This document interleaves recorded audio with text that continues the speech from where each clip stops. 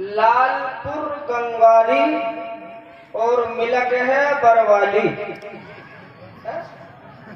लेकिन मैंने इसको थोड़ा ध्यान दिया, माशाअल्लाह जब अपने लालपुर गंगवारी और मिलक बरवाली का जज्बा देखा, कचौचा शरीफ बरेली शरीफ से अकीदत का एक झलकता जाम देखा, तो मैंने समझ लिया कि ये लालपुर गंगवारी मिलक बरवाली नहीं बल्कि लालपुर गंगवारी मिलक बरेलवी है।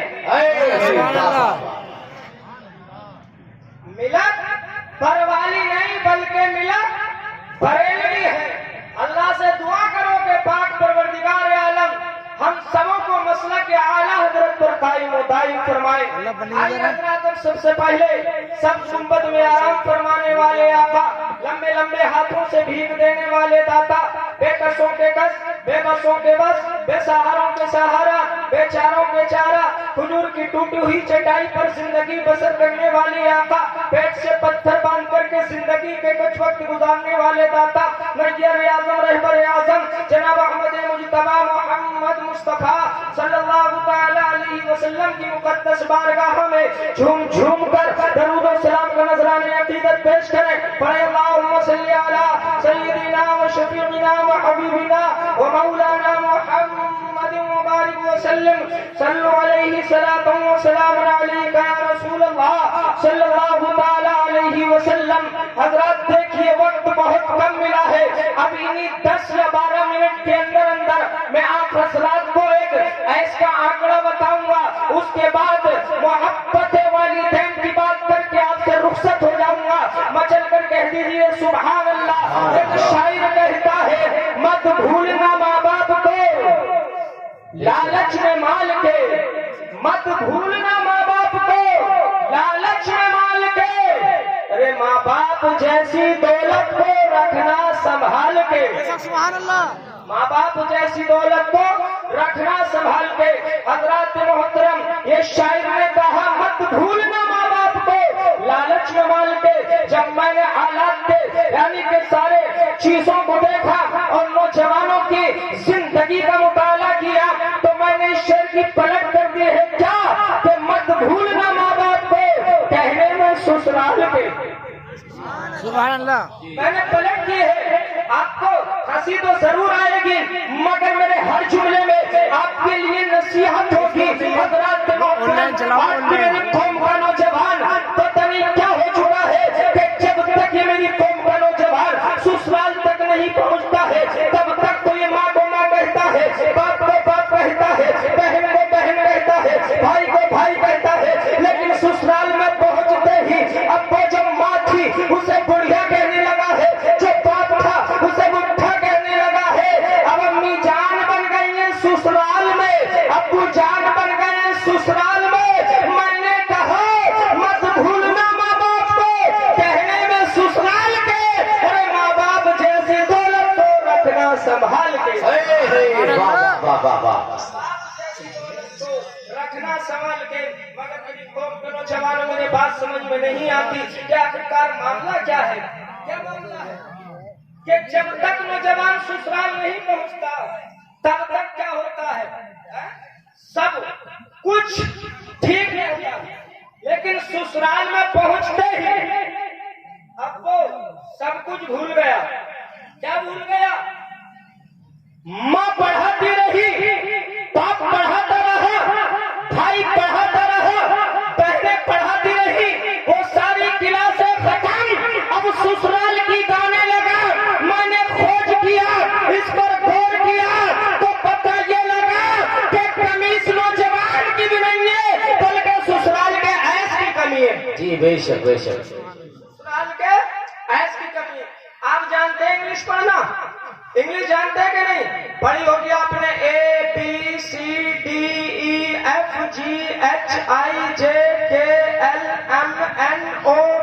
ABCDEFGHIJKLMNOPQRS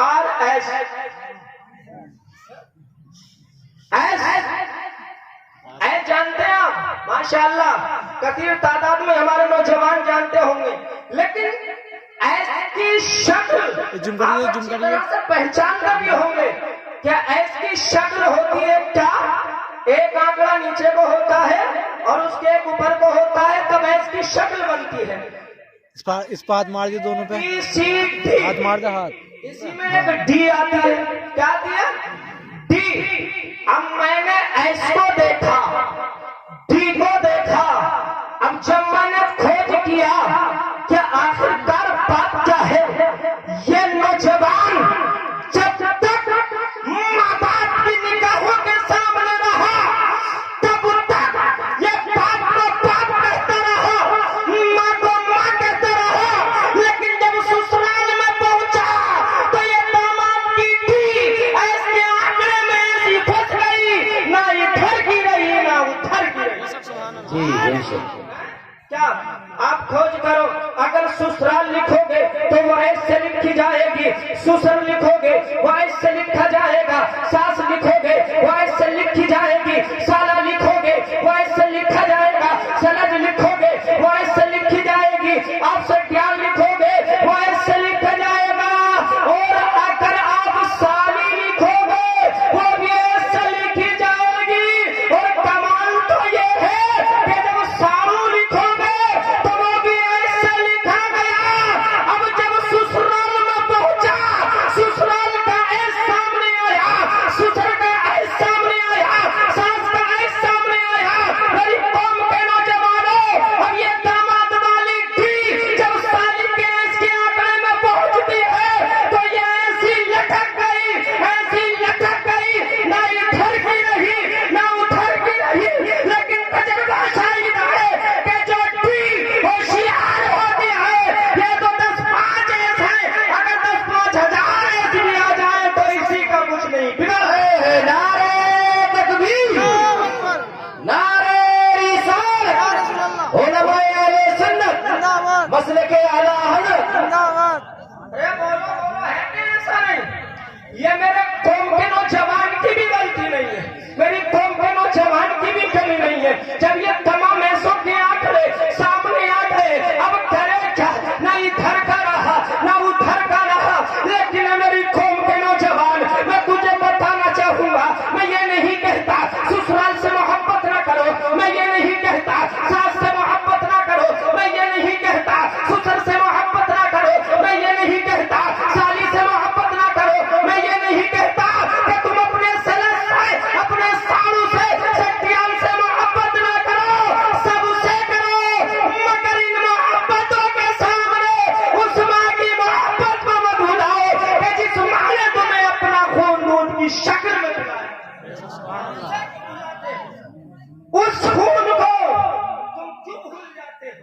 अगर उस खून को भूलोगे तो याद रखना, उलमा की मौजूदगी में गारंटी के साथ कह सकता हूँ, दावे के साथ कह सकता हूँ, न तुम्हें सास बचा सकेगी, न तुम्हें ससुर बचा सकेगा, न तुम्हें साली बचा सकेगी, न तुम्हें साला बचा सकेगा। अरे अगर माँ को नाराज कर लिया, दुनिया की कोई ताकत नहीं है कि तुम्हें बचा ले, और अगर माँ को राजी कर लिया तो जन्नत तुम्हारे बाप की है। सुभान अल्लाह। अबे मारे हाथ, समझिए नहीं? हाथ मार मतलब बहन को तुम मार ले इसलिए मेरे सरकार फरमाते हैं कि माँ के कदमों तले जन्नत है और बाप जन्नत का दरवाजा। क्या बताया? माँ के कदमों तले जन्नत है, बाप जन्नत का दरवाजा है। अब ईमानदारी से बताओ, मिलत परवाली बरेलवी के रहने वालों, कि अगर माँ नाराज होगी तो जन्नत में जगह मिलेगी, बाप नाराज होंगे जन्नत का दरवाजा खुलेगा। अगर जन्नत का दरवाजा खुला देखना चाहते हो तो बाप को राजी करना पड़ेगा, जन्नत में जगह चाहते हो तो माँ को राजी करना पड़ेगा, सास ससुर को भी राजी रखो, मगर माँ बाप की दुआएं लेते रहो। कसम खुदा की, अगर तुम्हारे इन बूढ़े माँ बाप ने अपने बूढ़े हाथों को उठाकर तुम्हारे लिए दुआ कर दी तो माँ बाप की दुआ अर्श आज़म से टकराती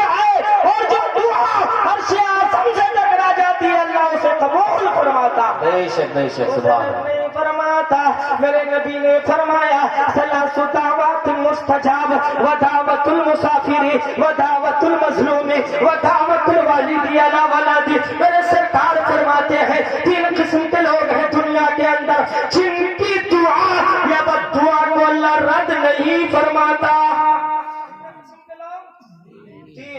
एक मजलूम, मुसाफिर और तीसरी क्वालिटी के हैं माँ बाप। कहो मचल के सुभान अल्लाह। अब ईमानदारी से बताओ, जब माँ बाप की दुआ या बद्दुआ रद्द नहीं की जाती और ये हाथ माँ बाप के बद्दुआ के लिए उठेंगे तो बर्बाद हो जाओगे, और दुआ के लिए उठोगे तो आबाद हो जाओगे। इस बात को बिल्कुल खत्म कर रहा हूँ, एक वाकया समाप्त कर ले और बात को खत्म कर ले। रियाज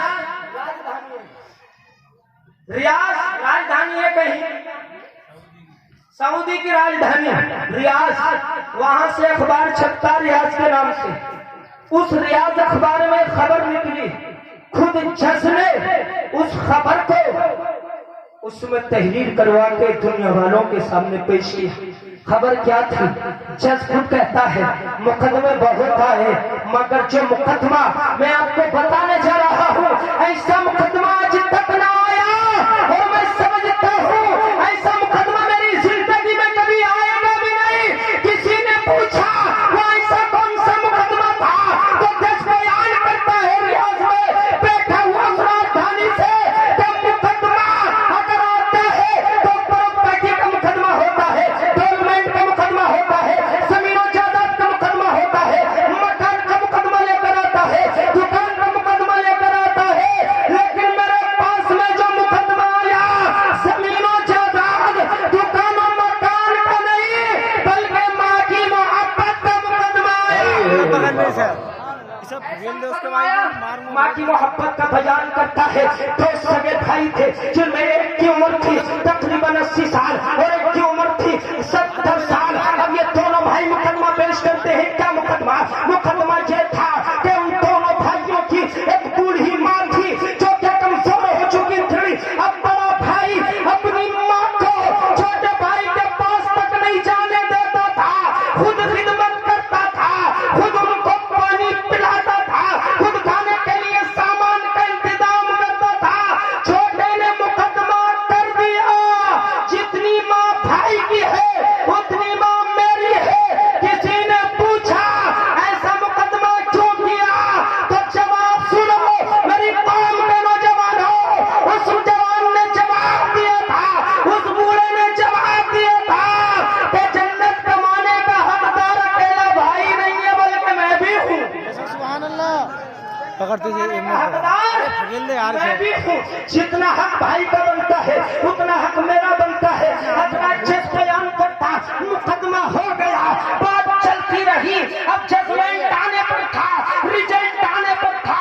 रिजल्ट में यानी कि फैसला देने पर जज कासिर रह गया। जज ने कह दिया फैसला मैं नहीं कर सकता, जजमेंट मैं नहीं दे सकता, नतीजा मैं नहीं दे सकता, बल्कि इस मुकदमे का जो जजमेंट देगी वो इनकी बूढ़ी माँ देगी। बूढ़ी माँ, उस सईफा को बुलाया गया। जज ने बुलाकर कहा कि अरे बड़ी जी बताओ, तुम्हारा बेटा ये भी है, तुम्हारा बेटा ये भी है। अब ये बताओ कि तुम किस बेटे के पास रहना चाहती हो। ए मेरे बुजुर्गों, तुम भी कान खोल कर सुन लो। जो आज तुम अपने बेटों को यानी कि एक तरफ कुछ देखते हो, दूसरे को कुछ देखते हो, दोनों को बराबर देखो। वो भी तुम्हारा खून है, ये भी तुम्हारा खून है। उस माँ ने देखा बड़े बेटे के चेहरे को, माँ कुछ ना कह सकी। छोटे के चेहरे को देखा, माँ कुछ ना कह सकी। जज ने कहा बड़ी जी क्यों जजमेंट नहीं दे देती, तो जवाब दिया बूढ़ी माँ ने, ए जज साहब सुनो, ये फैसला मैं नहीं दूंगी, इसलिए कि अगर बड़े के हक में दे दिया छोटे का दिल टूटेगा, और छोटे के हक में दे दिया बड़े का दिल टूटेगा। इस बूढ़ी माँ को गवारा नहीं कि किसी मेरे चांद का दिल टूट जाए। हजरात मोहतरम बताना चाहता हूँ मेरी कौम के नौजवानों, माँ से मोहब्बत करो, इसलिए कि माँ के कदमों तले जन्नत है। और ये वाकया हमें बता रहा है कि माँ से सच्ची मोहब्बत करो। मुकदमे जमीनों जायदाद के मत लड़ो, बल्कि जन्नत के लड़ो। जन्नत कमाने के मुकदमे लड़ो, नमाजें पढ़ पढ़ के जन्नत कमाओ, माँ बाप की खिदमत कर करके जन्नत कमाओ। बात यह है कि माँ बाप को राजी कर लो, जन्नत के हकदार हो जाओ। मेरे सरकार ने कहा है जिसने माँ बाप को राजी कर लिया उसने मुझे राजी कर लिया, और जिसने मुझे राजी कर लिया उसने खुदा को राजी कर लिया, और जिसने खुदा को राजी कर लिया वो जन्नत का हकदार हो गया। तो माँ बाप से मोहब्बत करोगे? हाथ उठाओ कितने नौजवान मोहब्बत करेंगे? तकरीर खत्म। माँ बाप से मोहब्बत करोगे इंशाअल्लाह? कितने बुजुर्ग हैं अपने बच्चों के बेटों के दरमियान में एक जैसा सलूक करोगे? हाथ उठाओ कितने बुजुर्ग हैं? इंशाअल्लाह छोटे भी उठाए, नौजवान भी, अरे तुम भी बाप बनोगे इंशाअल्लाह। अल्लाह सबकी उम्रों में बरकत देता फरमाए। माँ बाप से सच्ची मोहब्बत करते रहो, जन्नत के हकदार बन जाओ इंशाअल्लाह। कभी मौका मिला तफसीली गुफ्तगू होगी। हजरात मोहतरम रब से दुआ है बोलने में खामी कमी की वजह से होगी, वो माफ फरमाए। सबसे पहले मुझको फिर सभी हजरात को इन बातों पर अमल करने की तौफीक अता फरमाए। कलमा पढ़ने ला इलाहा इल्लल्लाह मुहम्मदुर रसूलुल्लाह सल्लल्लाहु अलैहि वसल्लम।